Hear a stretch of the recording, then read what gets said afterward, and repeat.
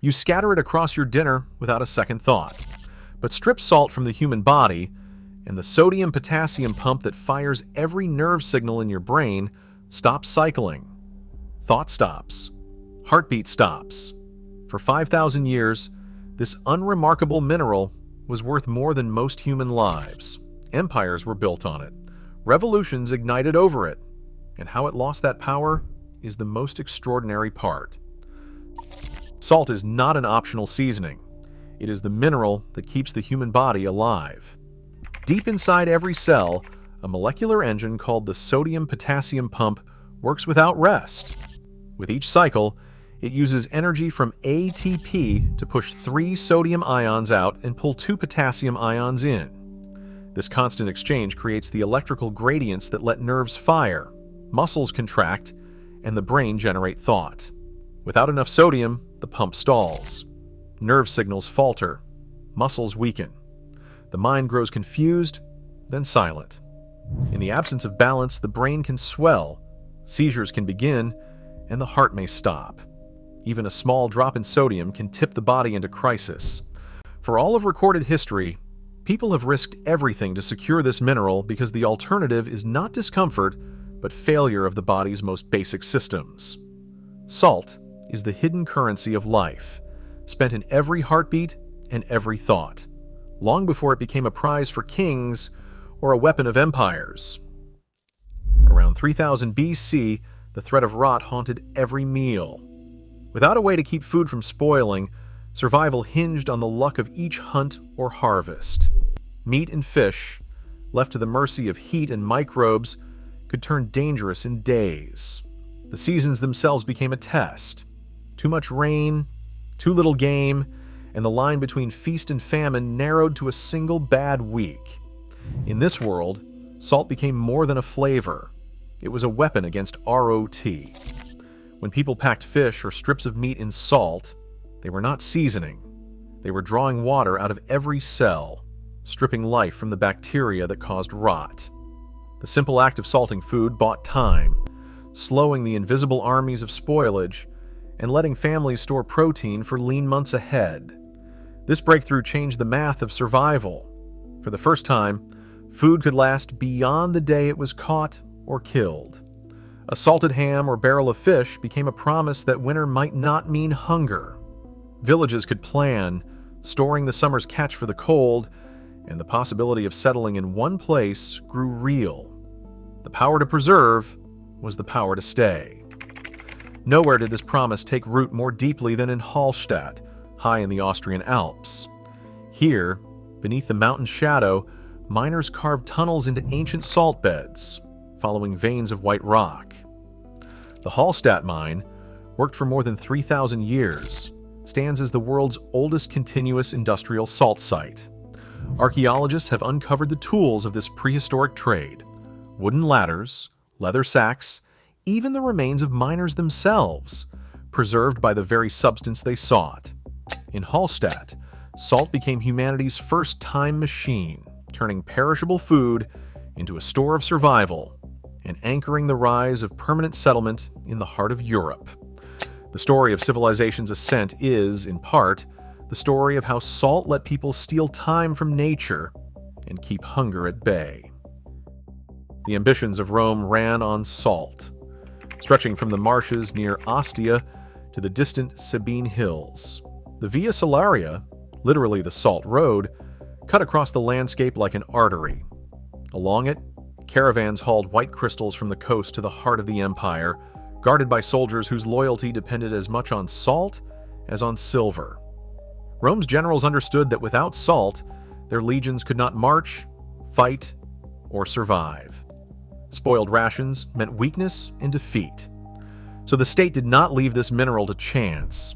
It built roads, posted guards, and counted salt among its most guarded supplies. The word salarium entered the ledgers as an official allowance, a stipend meant to keep the army supplied with salt. Over centuries, this word would evolve into salary, a reminder that pay itself was once measured in salt's value. Even today, the phrase "not worth his salt" lingers, echoing a world where an empire's strength depended on controlling a single, vital mineral.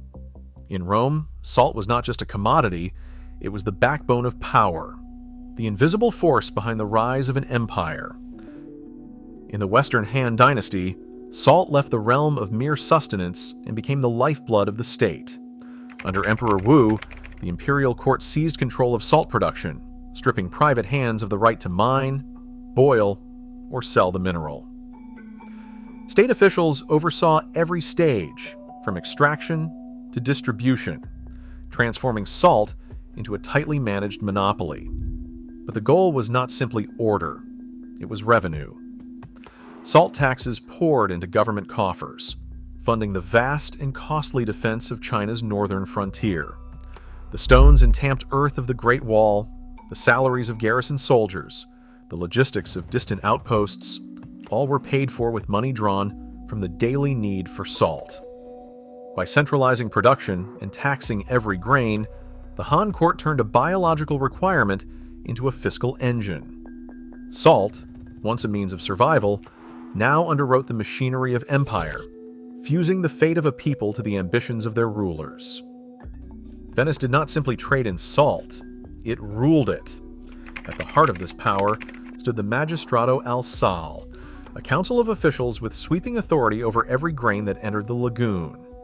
By the 16th century, the Republic bought salt at a fixed price, warehoused it in vast magazzini, and resold it at a markup that could reach 80%.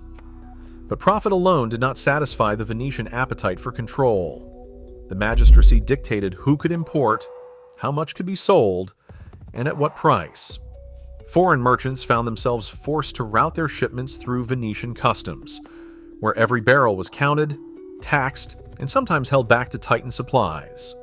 When rival saltworks in Chioggia or Curvia tried to break free, Venice answered with threats and, when needed, force. Troops landed, contracts were torn up, and production outside the official monopoly was stamped out. The city's warehouses became engines of scarcity, stockpiling salt in good years and releasing it only when the price was right.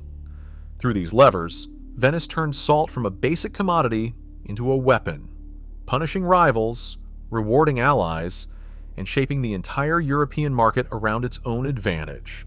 Monopoly here was not a distant policy but a daily reality, enforced by the hard edge of state power. In 18th century France, salt was not simply a staple, it was a shackle. The gabelle, a tax imposed by royal decree, forced every person over the age of 8 to buy a fixed amount of salt each year, regardless of need or means. This was not a symbolic duty. The law demanded that families, from the poorest peasants to city dwellers, visit the state granaries and pay the official price, which in many regions soared to 5 or 10 times what neighbors in exempt provinces paid. The weekly burden of the gabelle was inescapable. Salt was required for daily life, for preserving food and feeding livestock, yet the state rationed it out as a privilege, not a right. Refusal or evasion brought swift punishment. Smugglers, known as faux sauniers, risked everything to move untaxed salt across provincial lines. Their fate, if caught, was brutal. Whipping, years chained to the oars of royal galleys, even execution. For hundreds, exile to distant colonies awaited. The gabelle turned a mineral of life into an instrument of humiliation, a daily reminder that the monarchy's grip reached into every household, every meal, every mouthful. In the countryside and city alike, resentment simmered. The salt tax became a symbol of injustice so bitter that, when revolution came, it was not just the king's authority that was overthrown, but the very system that had made salt a tool of oppression. The British Raj gripped India's salt with a law as unyielding as stone.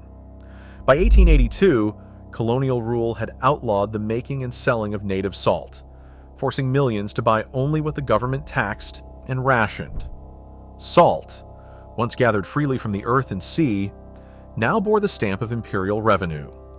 A daily staple transformed into a tool of subjugation. In 1930, Mahatma Gandhi chose salt as the ground for defiance. He set out from Sabarmati Ashram with 78 followers, walking 240 miles across the heat and dust of Gujarat. For 24 days, the march pressed on, swelling with villagers and farmers who joined along the way. On April 6th, at the edge of the Arabian Sea in Dundee, Gandhi bent down and lifted a handful of crystalline salt from the sand. That simple act, illegal under British law, ignited a wave of civil disobedience that swept the subcontinent. Salt became the emblem of a nation's will, a mineral weapon in a battle for dignity and self-rule. But the drama of scarcity would not last. As the 20th century advanced, vast underground domes and mechanized mining unleashed a flood of cheap salt. What once stirred revolts and built empires now pours by the ton onto winter roads and factory floors, scattered without thought across tables around the world. Today, salt is scattered on icy roads and sold for pennies, but its legacy remains etched in borders, revolutions, and the very pulse of civilization. The same mineral that sparked Gandhi's defiance and fueled the Gabel's cruelty still shapes the world, quietly binding survival to power. History lingers in every grain,